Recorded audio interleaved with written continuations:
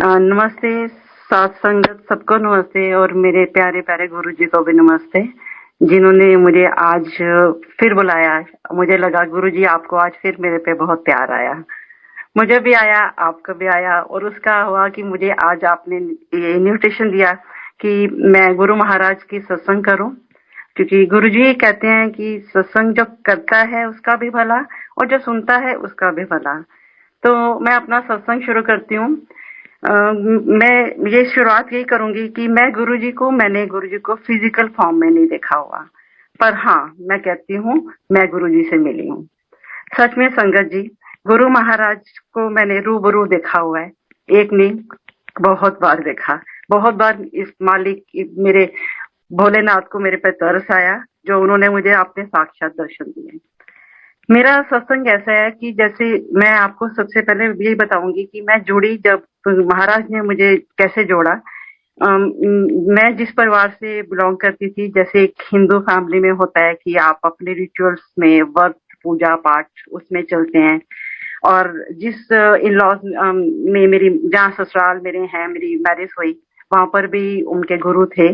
तो बट यही होता था कि शायद मुझे जहाँ तक है मेरी तृप्ति वो नहीं होती थी, मुझे वो जगह नहीं लगी कि ये मेरे लिए यही जगह है। मैं ईश्वर को ढूंढती थी कि भगवान आप होते कैसे हो। तो ऐसे करते करते जैसे महाराज बाद में आए थे, तो शुरू से मेरे साथ थे।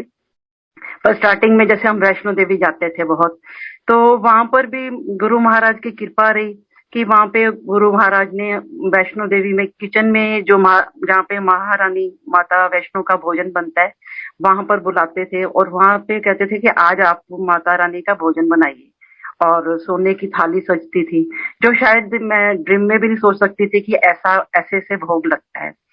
ऐसे करते करते पहले तो माता रानी के, फिर हम शिरडी बाबा के, ऐसे गुरुजी ने जैसे एक स्टेप बाय स्टेप आगे कर रहे थे, जो मैं सोचती थी कि हाँ नहीं ये मैं कर रही हूँ। तब तक मुझे लगता है मैं थी कि मैं सोचती थी मैं वैष्णो देवी जाती हूँ, मैं शिरडी जाती हूँ, और क्योंकि मैं चाहती हूँ तब ये होता है। तो ऐसे जब हम शिरडी बाबा के जब एक बार गए, और वहां से रास्ते में मैंने ऐसे ही बोला कि बाबा आप ना बहुत दूर हो, और अगर मैं अकेले आना भी चाहती हूँ ना तो मैं नहीं आ सकती, तो कितना अच्छा होता कि आप यहाँ होते, और ना एक आपकी जो आरती काकड़ आरती वगैरह होती है, मुझे कुछ भी गाना नहीं आता क्योंकि वो पंजाबी या हिंदी में नहीं है। तो अच्छा होता आप पंजाबी होते और आप यहाँ होते। वो मेरी लास्ट थी वहां पे, शिरडी बाबा के लास्ट विजिट थी। तो उसके बाद हम आए यहाँ, जब मैं वापस आई तो 6-7 मंथ बाद, और कुछ ऐसी प्रॉब्लम आ गई, सॉरी ऐसी प्रॉब्लम आ गई कि जिसमें उस प्रॉब्लम को आप कहोगे फिजिकली भी पूरा हर्ट थी, मेंटली भी थी, इमोशनली भी थी, यानी कि चारों तरफ से। मैं आज भी ये कहती हूँ कि वो शब्द है हिरनी चारों तरफ से घिरी है, और उसको समझ कुछ नहीं आ रहा।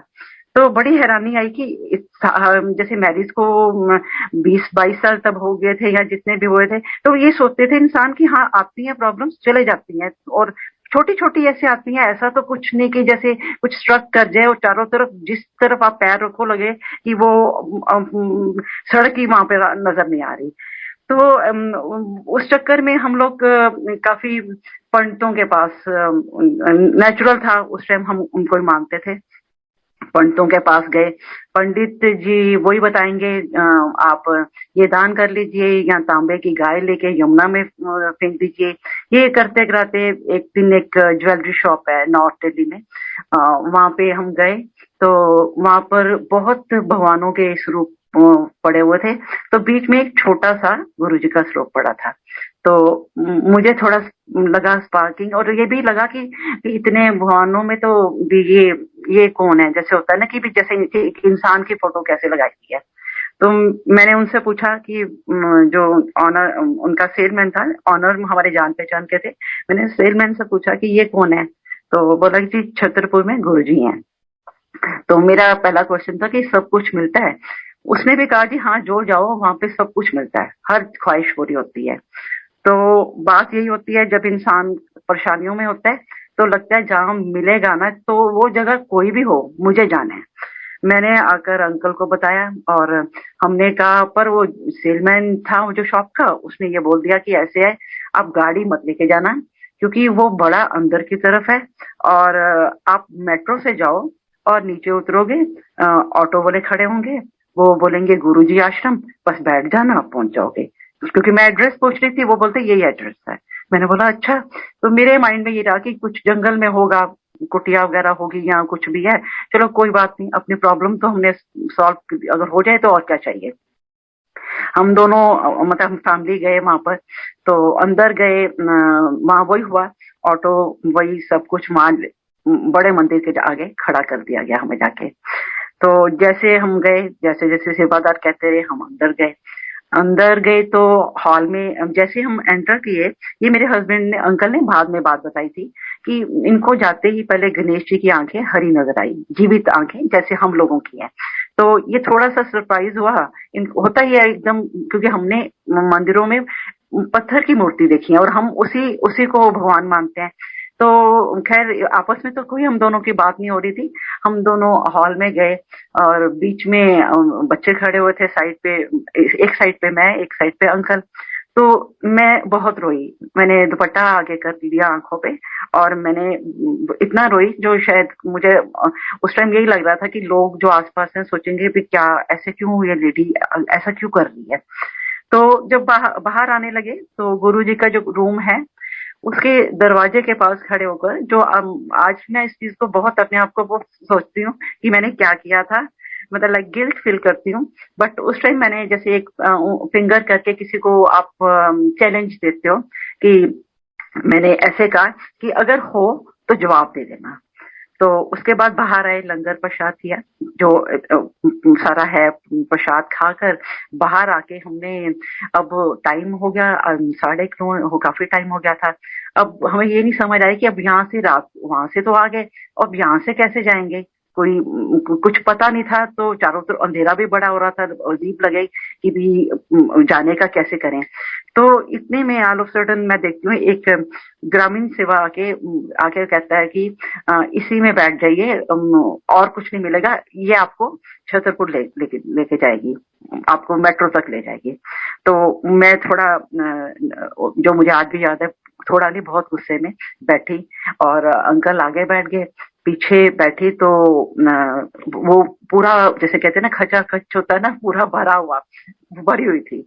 तो मेरे बगल में कोई बैठा हुआ था। नेचुरली मैं अपने ध्यान में बैठी और थोड़ा गुस्सा भी था कि भी अपनी गाड़ी में आ जाते हैं या कुछ जो भी था। तो खैर वो जैसे ही मैं थोड़ा टी पॉइंट आया, तो जो मेरे बगल में बैठे हुए थे, उन्होंने अपना एक परना, जिसको आज दुपट्टा कहते हो, मेरी लैप, मेरी गोदी में जैसे कोई रखता है। एक बार हुआ ऐसा, दो बार हुआ, जब 5-6 बार हो गया तो मैंने ना नीचे मुंह दिखा करके कि पैंट पहनी हुई है, इट मीन्स कोई अंकल है। तो मैंने ना बड़े गुस्से से उधर देखा। मैंने कहा कि देखो, अगर मैं लेडी होते हुए कुछ कह नहीं रही तो अच्छी बात थोड़ा है कि अपना परना या कपड़ा जो भी साइड पे है वो मेरे ऐसे आप गोदी में रख रहे हो, तो मैं कुछ कह नहीं रही। तो जब मैंने देखा तो देखा जी गुरुजी बैठे हुए थे पैंट शर्ट में। तो अब आज मैं सोचूं तो मैं कहती गुरुजी आज मिलूं तो मैं आपके पैर पकड़ लूं। उस टाइम मेरा, जो मैं कही अपने आप को मूड बुद्धि कहती हूँ, या फिर गुरुजी की एक ऐसा था कि वो मैं जान ही नहीं पाई। मैंने रास्ते में सोचा कि ये तो, जो मेरी उस टाइम थिंकिंग थी, ये तो वही बंदा है जो मंदिर, मतलब हॉल में जो फोटो लगी हुई थी। तो मैंने कहा कि अगर ये वो बंदा है, तो अगर ये अपनी गद्दी पे क्यों नहीं बैठा और यहाँ पे आके बैठ रहा है। तो अगर ये वो है, फिजिकल फॉर्म में नहीं है, क्योंकि मुझे इतना नहीं मालूम था इनका कि फिजिकल फॉर्म में है या कुछ भी नहीं पता था। मैंने कहा अगर नहीं है तो वहां क्यों नहीं, अगर है तो फिजिकल फॉर्म में नहीं तो फिर मेरे साथ क्यों।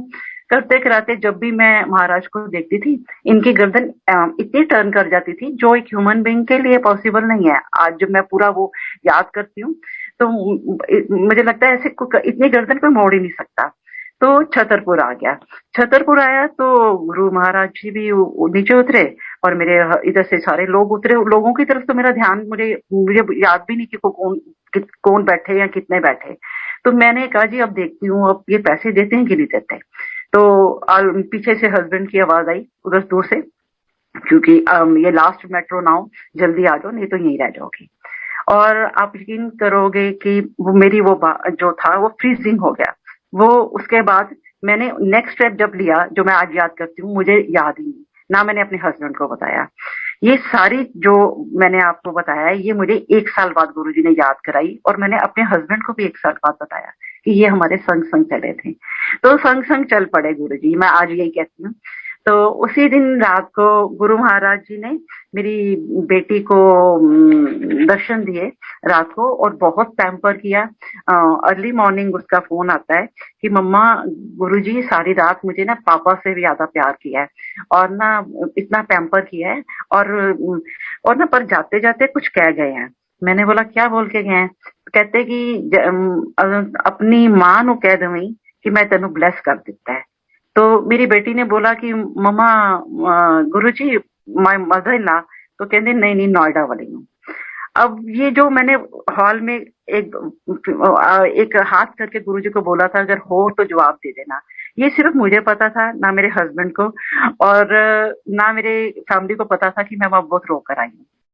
जब सुबह सुबह मेरी बेटी का फोन आया कि ऐसे ऐसे मम्मी गुरुजी ने ऐसे बोला है कि अपनी मां नु कह दी कि मैं तेन ब्लेस कर सकता है, तो मेरा उस टाइम तो बड़ा एकदम अजीब लगा कि आज तक तो बड़े भगवानों की पूजा करी, ये कौन है जो बात तो मैं इनसे करके आई और जवाब मेरी बेटी को दे के गए हैं, और जो मेरी बात है वो उसको बता के गए हैं।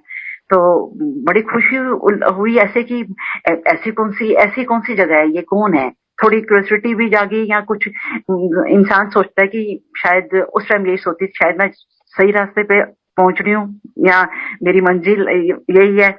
तो मैंने वहां पे रोज जाना, रोज मतलब हमने बहुत जाना शुरू कर दिया दोनों ने, मेरे हस्बैंड ने भी मैंने भी, मतलब जैसे मैं कहूँगी गुरुजी ने हमारी स्पिरिचुअल जर्नी स्टार्ट हो गई। तो स्टार्टिंग में ही गुरुजी एक दिन रात को ड्रीम में आते हैं, तब मुझे मतलब कुछ भी ये गुरुजी क्या कहते थे, गुरुजी ने उस टाइम पे क्या वचन बोले या कुछ भी मालूम नहीं था। कि गुरुजी ने मुझे दिखाया कि मैं अपने पुराने घर में हूँ, और गुरुजी येलो कपड़ों में यंग हैं और आकर बैठ रहे हैं, और आके दूर से मैं देखती हूँ अपने ड्राइंग रूम के डोर की तरफ से आती हूँ, तो गुरुजी के पास बैठती हूँ, तो गुरुजी मुझे कहते हैं गुरुजी। तो मैं कहती हूँ गुरुजी हाँ मैं आपको जानती हूँ, पहचानती हूँ, बहुत प्यार करती हूँ आपसे। और फिर गुरुजी ने उसी ड्रीम में मुझे नींबू की तरह बनाया, और खुद भी नींबू, लाइक बिल्कुल नींबू की एक योगा का आसन कह लीजिए, जिसमें मैं एक लेमन की, जो मुझे रियलाइज करवाया गया कि लेमन की तरह तुम बन रही हो। तो ये ड्रीम दिखाया गुरुजी ने, और दिखाया कि गुरुजी की शरीर बॉडी में जान नहीं है, और दो आंटियां उनके साथ, आज तक गुरुजी जब भी आते हैं मैं उन्हीं दो आंटियों के साथ देखती हूँ। और गुरुजी की बॉडी में फिर धीरे धीरे पिंकिश कलर आ गया, और मैं बहुत रो रही हूँ कि आपको कुछ, आप कैसे ऐसे जा सकते हो। तो ये ड्रीम देखा, पर वो नींबू वाली बात मुझे पता नहीं थी कि गुरुजी कहते हैं कि मैं नींबू की तरह निचोड़ता हूँ। वो मुझे बाद में पता चली, जब वाकई में ही मेरा नींबू निचोड़ना 2018 से शुरू हो गया। तो वो पहले नहीं पता था, मुझे लगा कि ये नींबू क्यों बनाया, मुझे ऐसा क्यों किया, वो माइंड में थी भी नहीं ऐसी बात। तो ये महाराज ने फिर धीरे धीरे मेरे को ऐसा, मेरे गुरु महाराज ने मुझे ऐसे ऐसे लोगों से मिलवाया कि जैसे जो बहुत बड़ी disease, kidney problem and cancer, और वो लोग फिर दोबारा भी मिलते थे और बोलते थे हम ठीक हैं। तो ये अब समझ आता था कि ये ऐसा कैसी जगह है जहाँ पे इतनी बड़ी बीमारियां और ठीक भी हो जाती हैं इतनी जल्दी। तो मैंने जाना शुरू कर दिया, महाराज ने जोड़ना शुरू कर दिया। वहां जाते जाते जैसे दिल करता था सेवा करते हैं, तो सेवा करने के दिन एक दिन क्या हुआ कि वहां पे पास बन रहे थे। मुझे ये भी नहीं पता था कि यहाँ पास बनते हैं या ऐसा कुछ भी होता है, क्योंकि जब अभी गुरुजी तो मुझे जानते हैं, पर मैं गुरुजी को ही नहीं जान पाई थी, तो मैं भी उसी लाइन में जाकर लग गई। तो वहां पे कोऑर्डिनेटर हैं, जो मतलब जहाँ पे हम लोग सेवा करते थे वो कोऑर्डिनेटर आए नहीं, दूसरे कोऑर्डिनेटर खड़े थे। तो एक मेरी एक आंटी वहां पे जो 5-6 साल से सेवा कर रही होंगी आई थिंक, तो वो आंटी को वो कोऑर्डिनेटर अंकल कहते हैं आंटी ਤੁਹਾਡਾ पास नहीं बन सकता, तो उसने बोला अंकल मैं इतने सालों से सेवा कर रही हूँ, मेरा पास पहले नहीं बना। वो आपस में उनका कन्वर्सेशन चल रहा था। तो मैं भी बीच में जाके खड़ी होती हूँ, तो वो कोऑर्डिनेटर अंकल कहते हैं एस आंटी दे बिहाफ पे मैं ਤੁਹਾਡਾ पास बना दांगा क्योंकि ए बहुत पुरानी है। तो मुझे फिर समझ नहीं आई, मैं तो अभी आई हूँ। तो मेरी वो जो फ्रेंड आंटी है वो थोड़ा सा आर्ग्यूमेंट करने लगी, कहती कमाल है मैं इतने साल तो आई दी हाँ और मैनू पास नहीं बना रहे, ए हले महीना 2 महीना नहीं होया एरा पास बनाने लगे हैं।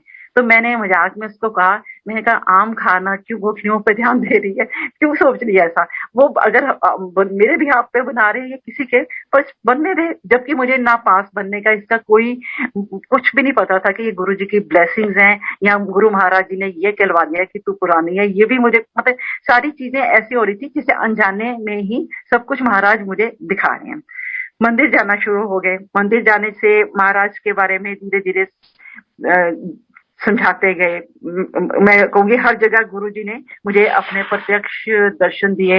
यहाँ तक मैंने ये भी देखा गुरुजी का जो गुरुजी के रूम है जो, उसके अंदर गुरुजी के मैंने डिफरेंट चोलों में बाहर बैठ के दर्शन किए, जो इतने इतने प्यारे दर्शन थे। अलग अलग चोले बदल के आ रहे हैं। और मैं गुरुजी से पूछ भी रही थी कि गुरुजी आज संगत को आप संगत को अलग अलग दर्शन दे रहे हो, पर जब मैं बगल में बैठे और किसी को बोल रही थी तो जो मेरे अंकल को नजर आ रहे थे, मुझे आ रहे थे, पर अगल बगल जो लोग बैठे थे वो कह रहे थे नहीं ऐसा, मतलब उनकी तरफ से रिस्पॉन्स नहीं था कि उनको नहीं नजर आ रहे या जो भी महाराज की। अब तो अब समझ आई कि गुरुजी जिसको जिस टाइम पे दर्शन देना चाहते हैं, जिस टाइम पे अपने फ्रेग्रेंस या जो भी ब्लेसिंग देना चाहते हैं वो उसी को समझ आती हैं, पास में भी नहीं समझ आती हैं।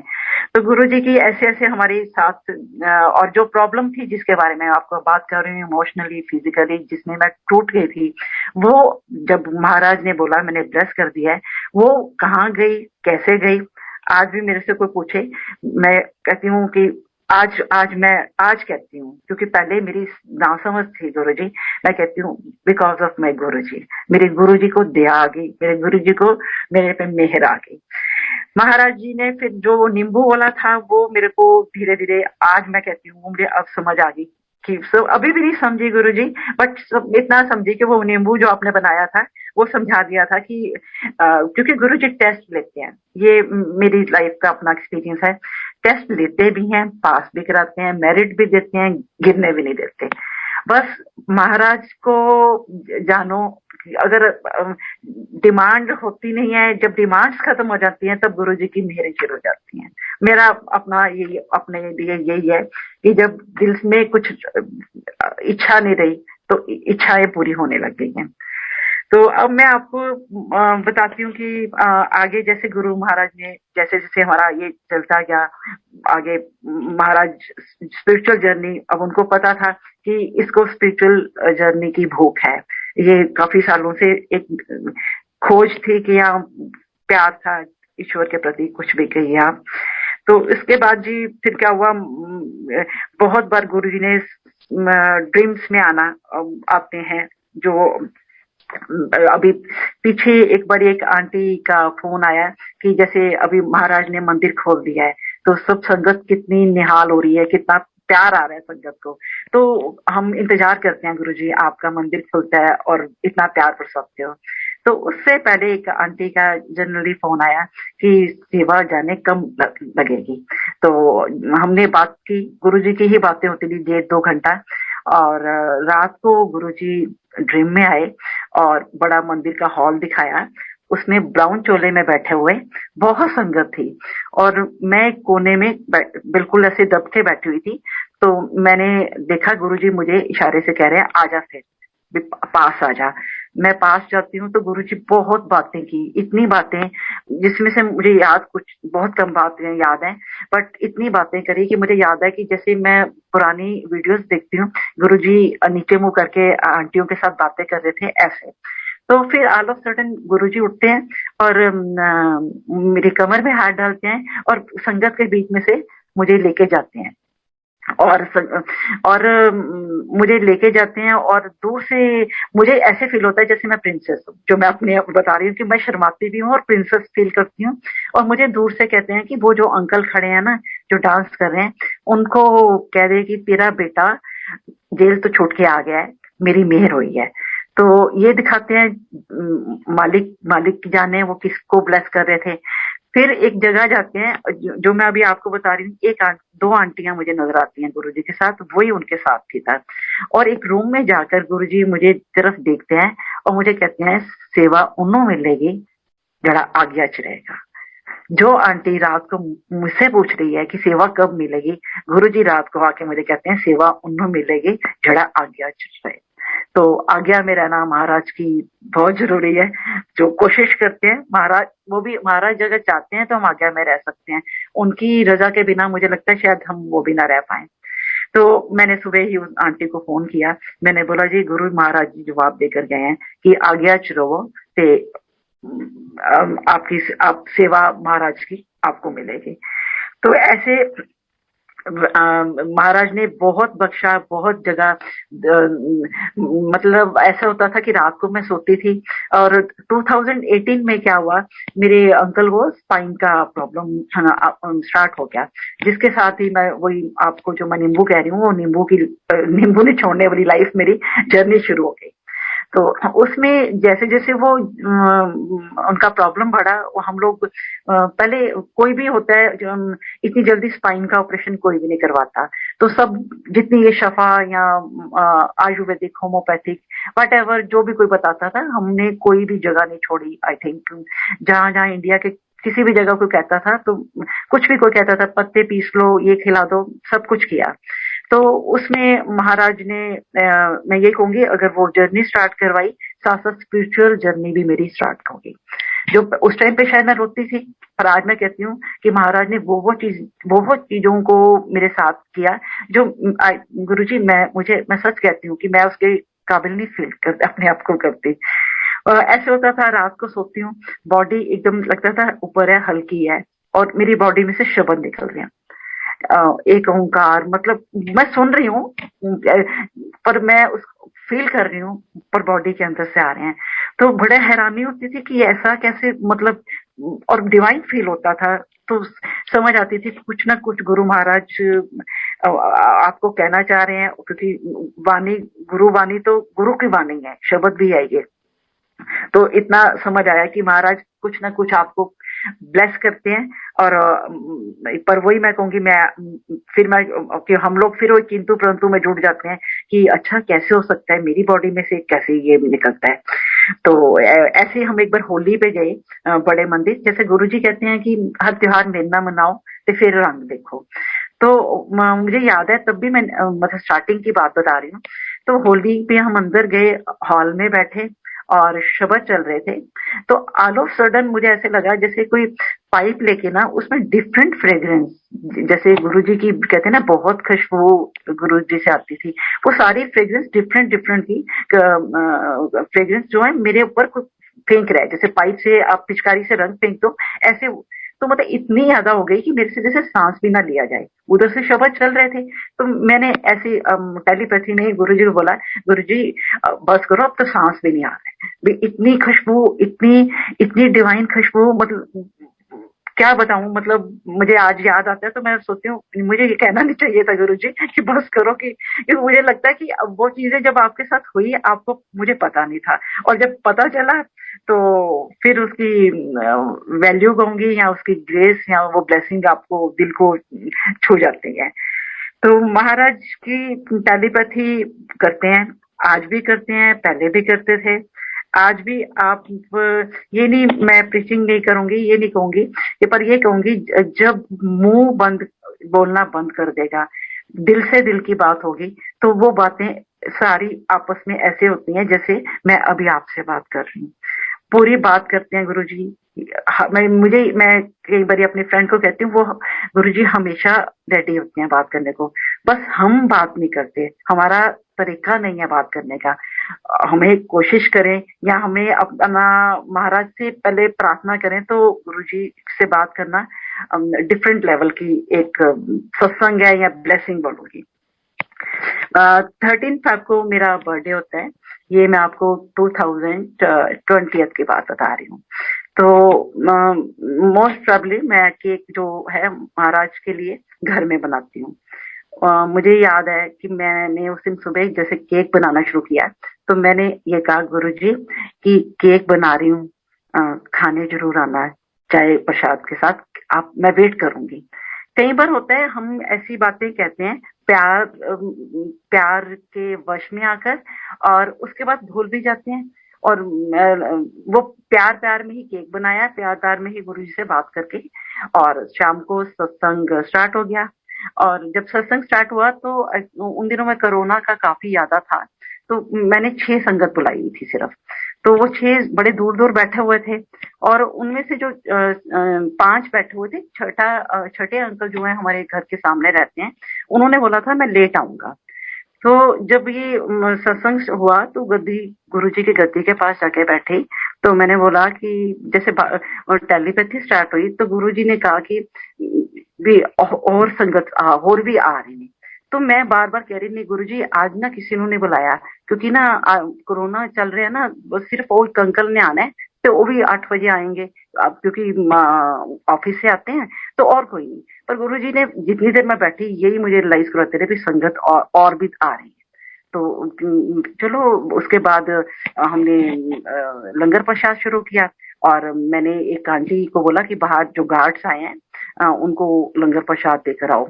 तो जब वो देने गई, गेट खोला और देखा तो बाहर गार्ड थे, उनको दिया तो उनके पीछे एक अंकल खड़े हुए थे, और उन्होंने एक एनवलप दिया और बोला कि ये मीनाक्षी आंटी के लिए है, नहीं ये आंटी के लिए है, और ये लांबा आंटी ने भेजे हैं।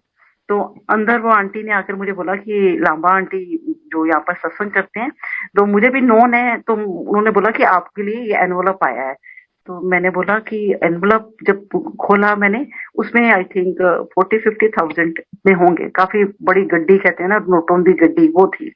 तो मेरे को थोड़ा सरप्राइज हुआ, मैंने बोला कि मेरा तो किसी के साथ ऐसा लिंक नहीं है, क्योंकि सत्संग हुआ बस ठीक है, तो ये वाला। तो मैंने बोला उस आंटी को, बोला उस आंटी ने उस टाइम जो बोला मुझे अंदर से, कहते मेरे को ये लग रहा था कि आप मीनाक्षी आंटी ने भी लगता है सत्संग में किट्टीज डालनी शुरू कर दी हैं। तो वो अपना उन्होंने बाद में मुझे बताया। तो मैं बाहर गेट पे गई तो एक अंकल खड़े हुए थे, मैंने बोला हाँ जी, तो बोले कि आपके लिए। तो मैंने बोला जी मैं तो किसी ऐसे, मैं बोल ही रही हूँ लांबा आंटी को, और मेरा मतलब था कि मेरा ऐसा लिंक नहीं है कि। तो वो कहते अच्छा अच्छा जी मैं अपने मालिक को बुलाऊंगा। तो मैंने बोला मेरा हाउस नंबर 137 है, मेरे नेबर्स 138 हैं। तो उसके आगे मैंने थोड़ा सा गेट से देखा कि एक आलिशान गाड़ी खड़ी हुई थी ब्लैक कलर की, बहुत बड़ी गाड़ी, जिसको मैं नहीं पहचान पाई कौन सी गाड़ी होगी। तो मैं अभी जस्ट देखा तो देखा एक सरदार जी मेरे सामने आके खड़े हो गए, very tall, around 60s, and very handsome, और बड़ी स्पिरिचुअल सा लग रहे थे। तो मैंने उनको बोला जी हाँ जी सत श्री अकाल जी, कहते हाँ जी, कहते हैं ਤੁਹਾਡੇ वास्ते। मैंने बोला जी मैं तो किसी को नहीं ऐसे जानती जो मुझे ऐसे, मतलब मेरा मुंह में ही बात थी। कहते अच्छा जी। तो मेरे उस टाइम गुरु जी की लीला, मैं यही कहती हूँ गुरु जी ने जो कहलवाना होता है वो होता है। तो मेरे मुंह से निकला आओ जी आओ, अंदर आओ, वाहेगुरु दा लंगर छको। वो अंकल ने बोला अच्छा नहीं, फिर शूज उतारे। जब शूज उतारे तो मेरा जो एक, मैं उस टाइम स्ट्रक कर गई उसी शूज के ऊपर, और वो अंकल बड़े आराम से अंदर आ गए। अंदर आए तो अंदर वही संगत बैठी है 5, जिनकी मैं वेट कर रही थी वो अभी भी नहीं आए।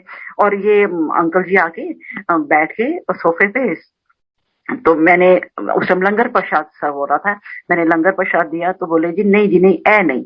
तो उस दिन चाय, गुरु जी की चाय का जो कप था वो आधा पड़ा हुआ था, तो मैंने वो दिया और साथ में केक ले आई। तो धीरे से बोला मेरा बर्ड, हाँ हाँ। तो कहते एकदम से वो गिलास ले लिया और केक भी ले लिया और मुझे विश किया और वो खाने लगे। तो उन्होंने वो खाया और उसके बाद वो किचन में आए और जो आज मैं याद करती हूँ, पूरे मेरे घर में वो ऐसे घूम रहे थे इतनी फ्रीली कि जैसे जो 5 संगत है, उन्होंने जो बाद में बताया कि वो कहते हमें लगा कि आपके कोई खास रिलेटिव हैं, क्योंकि कोई फ्रेंड भी इतना फ्रीली नहीं फिर सकता, और वो आपके किचन में जा रहे हैं और सब कुछ फ्रीली घूम रहे हैं, तो हमने सोचा कोई बहुत क्लोज है आपका। तो वो 15-20 मिनट बैठे, और कोई अंकल सत्संग कर रहे थे, तो मैंने कानों में जाके ना, मैंने कहने लगी कि आपको बताऊं, ये मेरे ना सामने जो है ना मेरे गुरुजी मतलब हैं, मैं उनको बताना चाह रही थी। कहते हाँ हाँ पता है, मतलब मुझे बोलने दे दिया।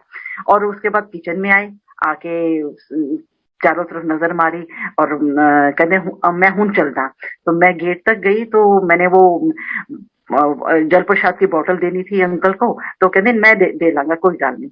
और जैसे वो जाने लगे, तो मैंने बोला कि आप मेरा नंबर तो 137 है, आपको अगर 138 जाना है तो 138 के आगे आपकी गाड़ी खड़ी हुई है। तो कहते जिन्ने मैनू भेजा है ना मैं उन्हों जानता, जिथे मैं जाना सी ना मैं उन्हों जानता। तो मेरे उस टाइम तो मुझे ये नहीं हुआ, क्योंकि मैं उस टाइम के जो मेरे साथ उनके 20 मिनट बीते हैं, मैं आज भी याद करती हूँ। वो 20 मिनट्स जब भी हुआ है, गुरुजी जब भी मेरे को रूबरू हुए हैं या मुझे दर्शन दिए हैं, मेरे कान बंद हो जाते हैं। पर वो 20 मिनट में मेरी जो हैप्पीनेस थी, जो मेरा, मैं अपना चेहरा अपने आप को फील करके मैं आप बताऊं कि मुझे लग रहा था मैं रेड हुई हूँ, मतलब बिल्कुल ब्लश कर रही हूँ, और मैं इतनी खुश थी। मेरे मेरे हिसाब से आज तक वो वाली खुशी मुझे कभी नहीं मिली। एक अपर लेवल की खुशी थी, ऐसे लग रहा था कि किसी डिवाइन ऑरे के अंडर आ चुकी हूं मैं। जब वो चले गए, तो जैसे 15 मिनट बीते, तो याद आया, गुरुजी ने याद कराया कि मैं क्या तरह सेगा। फिर मेरे को याद आया, गुरुजी सॉरी, आप आए, आप बैठे, आपने केक खाया, जो आपने कहलवाया था मुझसे, वो सब कुछ हुआ। तो महाराज से बहुत थैंकफुल हुई कि आप मेरे जैसे, मैं क्योंकि मैं यही सोचती हूँ कि मुझे बहुत देर तो हुई नहीं गुरुजी आपके पास, आपको जानते हुए आप मेरे जन्मदिन पे आए और मुझे विश विश ना ब्लेसिंग्स दी। विश तो महाराज की, तो वही इस बार भी हुआ 13/5 को। इस बार महाराज ने जो मेरे मन में एक छोटी सी इच्छा कहूँ, कुछ भी बैलून्स चाहिए या जो आ जाता है मन में, तो मैं आज भी हैरान होती हूँ। अभी मार्च ही आया है कि कैसे गुरुजी ने इतने बैलून्स भेजे। मतलब गुरु जी के सामने ऐसे है कि जब हमारी इच्छाएं खत्म होने पे आती हैं, तो गुरु जी के रंग, मैं कहती हूँ, डिवाइन हो जाते हैं। जब मुंह से हम अपनी इच्छाओं पे या दिल पे कंट्रोल हो जाता है, या वो कंट्रोल कराते हैं, तो महाराज की ब्लेसिंग्स परम्पार हो जाती हैं। तो महाराज ने ऐसे करते कराते, मैं यही कहूंगी, ये गुरु जी की एक मेहर है। मेरे अंकल का फिर ये सारा चलता रहा, जो प्रॉब्लम थी साथ चलती रही, और हमें समझ नहीं आ रही थी ऑपरेशन करवाएं या क्या करवाएं, या इन्हीं चीजों में तो नहीं कहीं फंस जाएंगे, क्योंकि उस टाइम मैं कर रही थी कि मैं वहां पे शफा के लिए जाती हूँ, मैं इनको इधर लेके जाती हूँ। मतलब मुझे लगता था, जब लगा कि ये नहीं मैं कहूंगी मैंने सरेंडर कर दिया, क्योंकि मुझे अभी तक ना सरेंडर, मैं सोचती गुरु जी जब तक आप बताओगे, आप कराओगे, तो मेरे से सरेंडर होगा। हाँ, इतना जान गई कि अब जैसे भी है, अब ये शफाओं के चक्कर में महाराज ने समझाया कि अब हमने फिर गंगाराम में डॉक्टर शंकराचार्य हैं, जब उनसे मिलने गई, तो फर्स्ट टाइम मुझे याद है जब उन्होंने बोला शंकराचार्य डॉक्टर, तो महाराज की तरफ से इंडिकेशन था कि शंकर भगवान के आचार्य। तो मैंने कहा गुरुजी, अब वो वेला ना आ गया है, अब हमें ये करवाना पड़ेगा। आप यकीन नहीं करोगे, होता है एज ए ह्यूमन बीइंग, ऐसे इतने हम लोग कहेंगे, जितने मर्जी हम कहें स्पिरिचुअल हैं या हम लोग गुरुजी को मानते हैं, बट जब एक प्रॉब्लम आती है, तो एकदम से इंसान थोड़ा क्या हिल जाता है। तो मेरे को उस टाइम थोड़ा चक्कर सा आ गया कि जब उन्होंने बोला कि इमीडिएट ऑपरेशन है और ऐसे ऐसे है, आपको करवाना पड़ेगा, बिकॉज इनकी, मेरे हस्बैंड की थोड़ी थोड़ी क्या तबीयत काफी, मतलब चलना फिरना बंद हो रहा था, प्रॉब्लम काफी बढ़ चुकी थी, and very painful, very painful. तो मैंने ऐसे एकदम बाहर आई, तो चक्कर आया, तो मेरे हस्बैंड अपने ब्रदर को फोन कर रहे थे, वो भी डॉक्टर हैं, कि ऐसे ऐसे, उन्होंने बोला कि इमीडिएट सब कुछ करना पड़ेगा। तो जब मेरी थोड़ा चक्कर आया, तो मैंने देखा सामने एक वेंडिंग मशीन लगी हुई है, उस पे लिखा हुआ ब्लेसिंग ऑलवेज गुरु जी, गंगा राम में ब्लेसिंग ऑलवेज गुरु जी। तो मैं उसी टाइम वारी गई, मैंने इनको रोते हुए कहा कि मिल गए गुरु जी का पूरा आशीर्वाद है, अब हम इसी से ऑपरेशन करवाएंगे। तो मतलब रास्ते में मुझे मोर नजर आए, जो जो मतलब गुरुजी की ब्लेसिंग्स हैं वो सारी मुझे नजर आनी शुरू हो गई, मतलब गुरुजी का इंडिकेशन मिल गया कि हाँ चल मैं तेरे नाल हाँ। तो हमने अब ऐसा तो कभी नहीं हो सकता कि ऑपरेशन कराऊं और मैं बड़े मंदिर ना जाऊं, गुरुजी से आज्ञा लेने ना जाऊं। आज्ञा तो मुझे हर जगह लेनी है गुरुजी आपसे, हर पल लेनी है। मैं अपने मालिक के दरबार गई, बड़ा मंदिर। अगस्त में हम गए तो मंदिर पूरा कोरोना, बिकॉज ऑफ कोरोना बंद था। पर गुरु महाराज ने ऐसी लीला रची कि मंदिर के द्वार खोल दिए। आज भी मैं याद करती हूँ। मुझे नहीं लगता मुझे कोई इतना प्यार करता है, मुझे लगता है कि गुरुजी इतना प्यार करने वाला तो कोई है ही नहीं, संसार में नहीं है कोई भी। तो अंदर लेके गए, उन्होंने कहा कि आप हॉल तो बंद है पर आप यहाँ पे परिक्रमा कर लीजिए और यहाँ गणेश जी के आगे माथा टेकिए। और इतना गुरुजी ने उस दिन खिलाया हमें, समोसा प्रसाद और लड्डू प्रसाद, मतलब एक नहीं कितनी कितनी बार आके उन्होंने लड्डू प्रसाद दिए। और मतलब पूरा कहते हैं ना, एक बच्चा अब जब बाप के पास जाता है या अपने गुरु के पास जाता है तो जैसे उसको रजा दिया मन से भी तन से भी कि मैं तेरे नाल ना। बाहर आके हम बैठे तो अंकल से ऑल ऑफ सडन पेन काफी स्टार्ट होगी, तो अंकल से लगा कि गाड़ी नहीं चला पाऊंगा। तो मैंने सेवादार जो बाहर थे, क्योंकि काफी कोरोना की प्रॉब्लम चल रही थी, मैंने बोला कि हम थोड़ी देर बैठेंगे। बोले जी हाँ जी बैठ जाओ। मैंने कहा इनका पैर में इतना नहीं स्ट्रेंथ लग रहा कि चला पाएंगे। तो घर में जाने से पहले मुझे ऐसे लग रहा था कि मैं जैसे गुरुजी के सामने मुझे लाल बिंदी लगा के जाना ना बहुत अच्छा लगता है। पता नहीं क्यों, स्टार्टिंग से मतलब बिंदी लगाना, और गुरुजी को लोग जय गुरुजी कहते हैं, गुरुजी के जय गुरुजी सर आंखों पे, पर मुझे नमस्ते करनी पसंद थी शुरू से। ये तो मुझे बाद में पता चला कि गुरुजी नमस्ते करते थे। तो खैर हम लोग बाहर बैठे तो मेरे घर से चलते हो ना, मैंने बोला गुरुजी इतना मैसी लाइफ हो गया है कि देखो मुझे ये भी नहीं याद रहा कि मैंने बिंदी नहीं है मेरे पास। तो बड़े मंदिर के बाहर बैठे तो जैसे मैं नीचे थोड़ा जैसे टाइट फील कर रही थी, ऑल ऑफ सडन गेट के पास आवाज आती है, एक वेंडर आके खड़े होता है कि लाल लाल बिंदी ले लो, लाल लाल बिंदी ले लो। मैंने ऊपर देखा तो मैं झट से गई, 2 पैकेट बिंदी लिए और आके लगाई। और थोड़ी देर में जब हम गाड़ी में बैठे तो मैंने इनको कहा ये तो मैं घर में सोच रही थी कि बिंदी भी नहीं है गुरुजी, मैसी लाइफ हो गई है। तो ये बड़े मंदिर के गेट के आगे आज तक तो कोई ऐसा वेंडर नहीं देखा जो बिंदी बेचने को आ गया हो, क्योंकि इतने सालों से जा रहे हैं। तो बड़ा सरप्राइज हुआ। तो मैंने कहा गुरुजी आपका आपका ये प्रसाद भी सर आंखों पे। तो अंकल का ऑपरेशन हुआ 1 सितंबर को। और आज मैं कहती हूँ गुरुजी के मैं करोड़ों बार भी शुक्राना करूं। करोड़ों के आगे भी क्या होता है मेरे को नहीं पता कि कितना क्या बोलूं मैं। तो आज महाराज की कृपा देखिए, आज जो इंसान को चलने में प्रॉब्लम थी, महाराज की इतनी कृपा है कि वो महाराज ने उनका 60-70%, 70% ठीक कर दिया। तो ये वो ऑपरेशन, स्पाइन में इतनी बड़ी प्रॉब्लम्स आनी, ये सब कुछ होना वो पॉसिबल लगता था एज ए ह्यूमन बीइंग। तो मुझे लगता था जब लोगों के एक्सपीरियंस सुनती थी, हाँ जी उसने स्पाइन का करवाया जी, ऐसा हो गया ऐसा हो गया, मतलब तो लगता था कि अच्छा, डॉक्टर फैमिली से बिलोंग करते हुए स्टार्टिंग में ये भी सुन रही थी कि स्पाइन को हिलाना नहीं चाहिए, नहीं ये एक नेचुरल प्रोसेस है, कहते हैं ना आदमी की जान स्पाइन में होती है। तो ये चीजें मतलब कहीं ना बैक ऑफ माइंड तो चलती हैं। पर आज गुरु महाराज की ये कृपा, ये इनकी दया और इनका प्यार इतना है कि महाराज ने ऑपरेशन सक्सेस कराया, अंकल पे पूरी ब्लेसिंग थी। हाँ पर ये है कि जब ऑपरेशन होना था 1 सितंबर को, वो डेट थी हमारी 26 अगस्त की, और मेरी मदर चंडीगढ़ रहती थी। तो 21 अगस्त की राखी थी।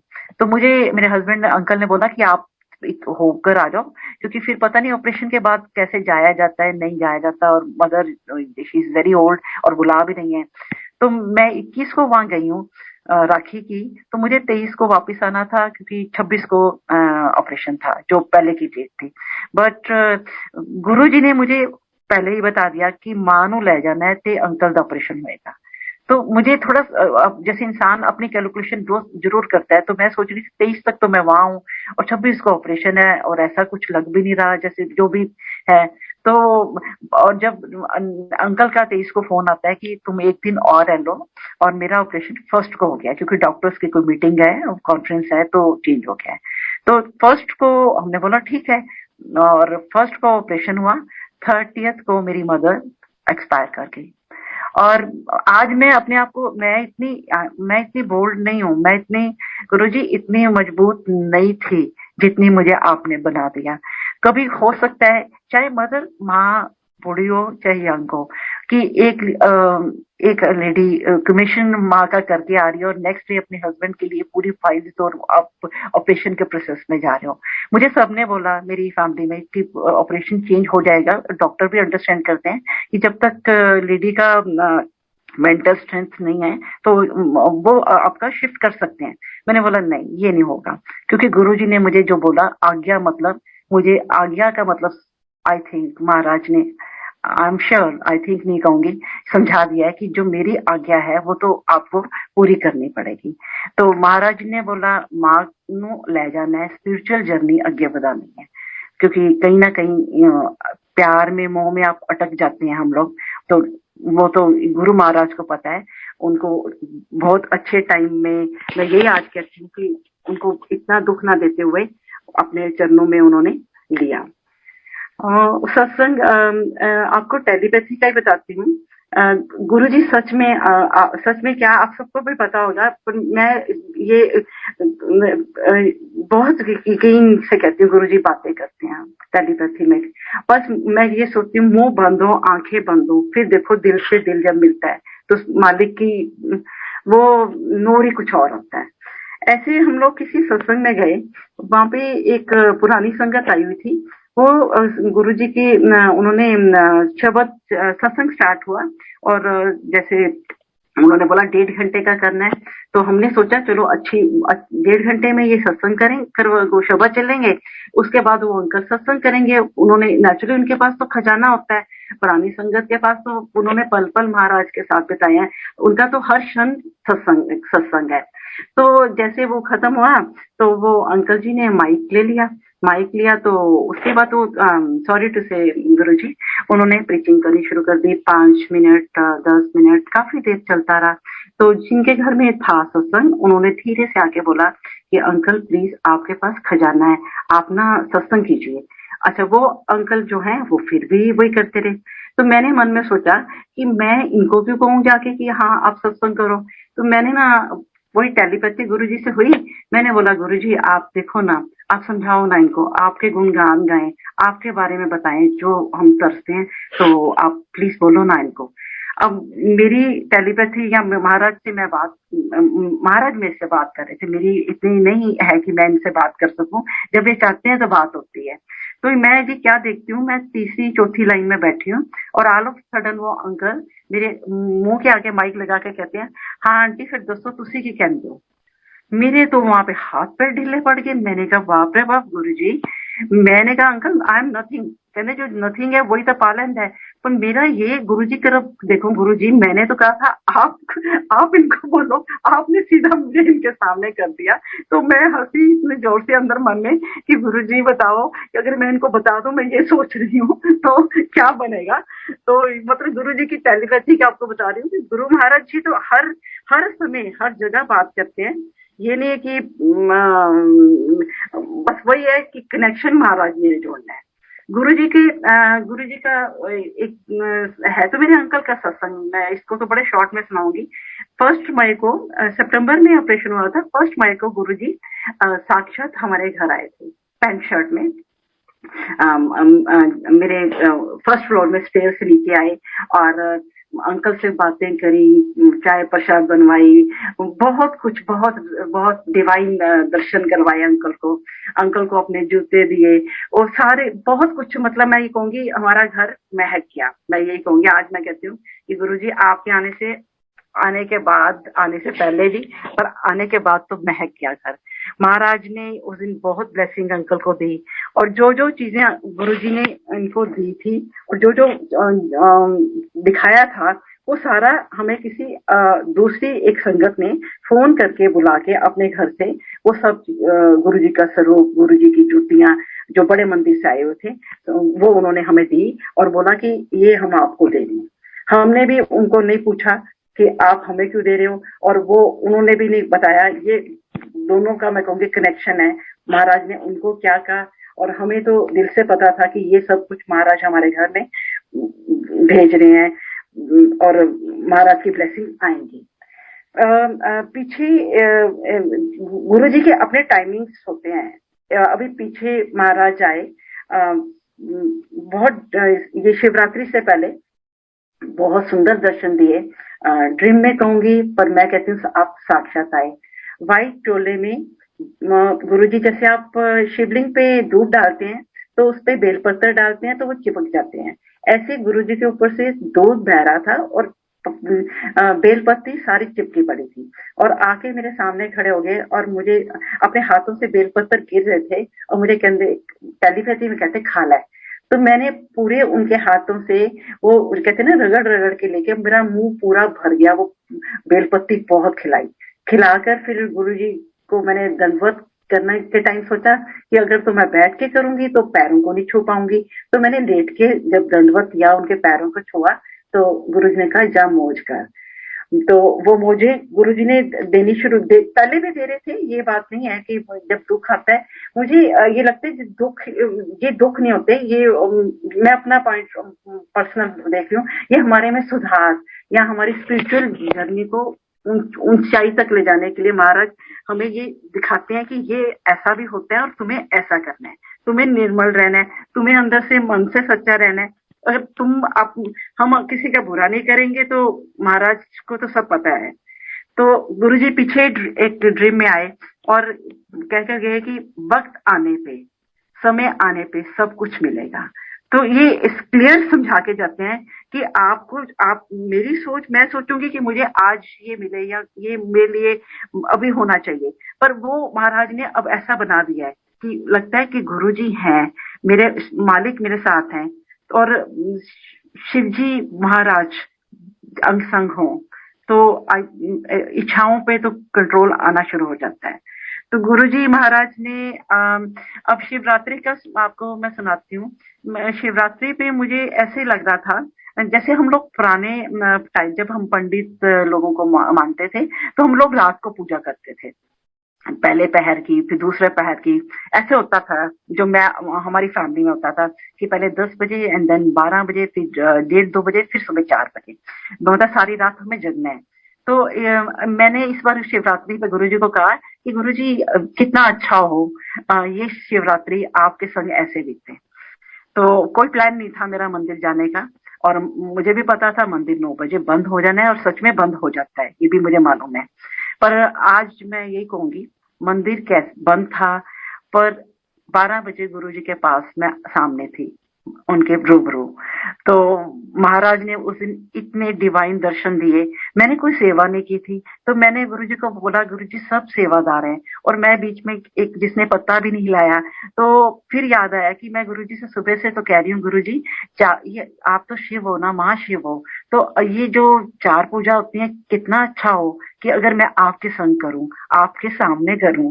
वो गुरु महाराज ने वहां पे अपने डिवाइन दर्शन देके, वहां पे शिवरात्रि की जो मन में इच्छा थी पर मुंह पे नहीं थी, पर महाराज ने वो सब मेरी पूरी करी। तो मैं यही कहूंगी कि गुरुजी की आज्ञा में ही रहें, शब्द चलाएं और महाराज को ही ध्याएं। कोई नहीं है ना आगे इनके ना पीछे, ना मंदिर जाने की इच्छा है, ना गुरुद्वारे जाने, कहीं जाने की इच्छा नहीं रही। एक बड़ा मंदिर, हमारा बड़ा मंदिर जो गुरु महाराज ने बनाया है, और जिसको इतना अच्छे तरीके से सब सेवादार शुक्रगुजार हैं, इतना अच्छे तरीके से जो चला रहे हैं, गुरु महाराज की भी ये भी बख्शीश है। तो मैं शुक्राना करती हूँ आप सबका, और अपने गुरु जी का बहुत बहुत शुक्राना। Thank you Guru ji, thank you संगत जी, जय गुरु जी।